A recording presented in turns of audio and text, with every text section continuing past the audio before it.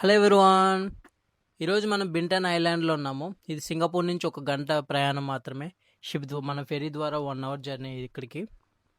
So మనం ఈరోజు వచ్చేసి స్నర్క్లింగ్ చేయడానికి ఈ ప్లేస్కి వచ్చాము. అలాగే ఈ ప్లేసెస్ కూడా చూడడానికి చాలా బాగున్నాయి. ఇక్కడ చూడొచ్చు ఈ వుడెన్స్ బోర్డ్స్ అండ్ వీళ్ళ హౌసెస్ కూడా ఇక్కడ వుడెన్తోనే నిర్మించారు. ఇది ఒక టూరిస్ట్ స్పాట్ కావడంతో చాలామంది టూరిస్టులు ప్రతి సంవత్సరం ఇక్కడికి వస్తూ ఉంటారు. మీరు ఇక్కడ చూడొచ్చు వాళ్ళ ఇల్లు కూడా చాలా అందంగా ఎంతో డిజైన్గా నిర్మించుకున్నారు. మా ట్రిప్ ఇది కాస్ట్ $20 మాత్రమే అయింది ఎస్జీడి. ఎందుకంటే ఇండోనేషియన్ కరెన్సీ చాలా తక్కువ కంపేర్ టు సింగపూర్. సో మాకు ఈ ట్రిప్ $20 మాత్రమే పడింది.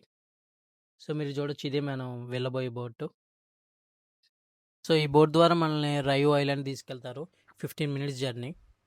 సో నాకు ఇది ఒక కొత్త ఎక్స్పీరియన్స్ అని చెప్పాలి. సింగపూర్ వచ్చి 3 ఇయర్స్ కంప్లీట్ అయిపోతుంది, కానీ నేను ఎప్పుడు ఎలాంటి ప్లేస్ విజిట్ చేయలేదు. ఈ ప్లేస్ అయితే చూడడానికి చాలా బాగుంది. సో ఇక్కడ జెట్ స్కీ కూడా ఉంది.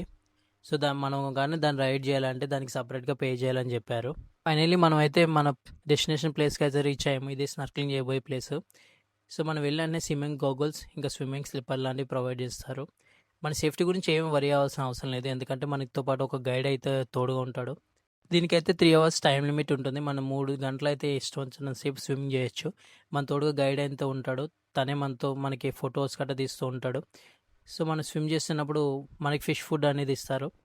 దాని ద్వారా మనం ఫిష్కి ఎలా ఫీడ్ చేయొచ్చు. ఫిష్ కూడా చాలా దగ్గరగా వస్తుంది. మన ఫొటోస్ కూడా చాలా తీసుకోవచ్చు.